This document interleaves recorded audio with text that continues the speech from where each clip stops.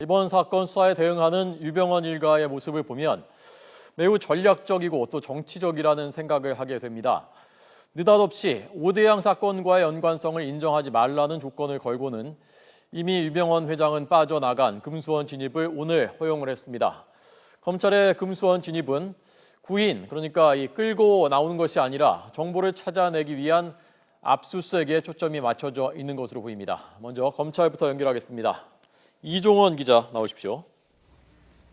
네, 인천지방검찰청입니다. 네, 검찰 요원들이 지금도 금수원 안에 있는 거죠? 네, 그렇습니다. 이 검찰은 낮 12시쯤 금수원에 진입했습니다. 약 2시간 정도가 지났는데요. 수사관 70여 명이 구인장 집행을 위해 금수원에 들어갔습니다.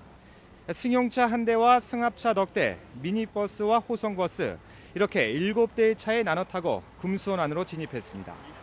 구원파 신도들이 출입구 봉쇄를 푼 직후에 검찰이 유병헌 회장에 대한 구인장 그리고 장남 대균 씨에 대한 체포영장 집행을 위해 들어갔습니다.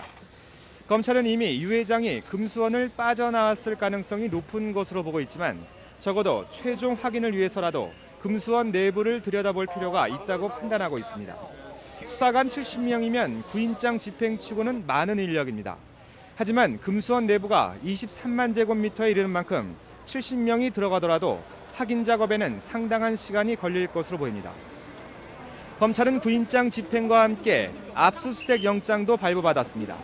수색영장이 있어야 건물에 일일이 들어가서 살펴보고 유 회장의 소재를 파악할 만한 단서도 찾을 수 있기 때문입니다. 또 유 회장이 은신해 있던 비밀별장에서 CCTV 영상을 확보하기 위해서라도 압수수색 영장이 필요한 상황입니다. 검찰은 만약 금수원에서 유 회장을 찾지 못하더라도 구인장을 곧바로 법원에 반납하지는 않을 방침입니다. 구인장 효력 기한인 내일까지 유 회장 소재를 찾는 데 주력한 뒤에 법원에서 구속영장을 발부받겠다는 입장입니다. 네. 자, 검찰이 지금 이 유병헌 회장을 쫓는 작업은 어떻게 진행되고 있습니까? 네, 검찰은 이미 지난 주말에 유병헌 회장이 금수원을 빠져나왔을 가능성이 큰 것으로 보고 있습니다. 이 도주 초반에 검거를 하지 못한다면 이 수사가 장기화될 우려가 있기 때문에 검찰은 인력을 총투입해서 유 회장을 추적하고 있습니다.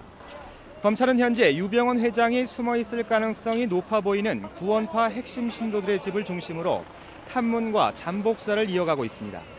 유 회장이 73살의 고령인 점으로 미뤄 금수원에서 멀지 않은 수도권에 은신했을 가능성이 높은 것으로 보고 있지만 다른 지방으로 달아났을 가능성도 배제하지는 않고 있습니다. 이에 따라 인천지검 특별수사팀뿐만 아니라 전국 검찰청의 검거 인력을 총동원하고 있습니다. 특수부와 강력부 수사관들을 중심으로 지역별 검거반을 조직하고 경찰의 인력 지원도 받고 있습니다. 검찰은 유 회장이 수사팀의 추적을 피해 도망치고 있는 만큼 소수의 경호원만을 데리고 움직이는 것으로 보고 있습니다. 또 구원파 핵심 신도들이 유 회장의 도주를 조직적으로 돕고 있는 것으로 보고 구속된 측근들을 상대로 유 회장이 있을 만한 곳을 캐묻고 있는 것으로 알려졌습니다. 이와 함께 유 회장 부자가 쓴 것으로 의심되는 대포폰 수십 개의 통화 내역을 추적하는 작업도 벌이고 있습니다. 검찰은 현재 수사팀이 철야 근무를 하면서 24시간 상황을 체크하고 있다면서 어떤 수단을 써라도 반드시 유 씨 일가를 검거할 것이라고 강조했습니다. 지금까지 인천지검에서 YTN 이종원입니다.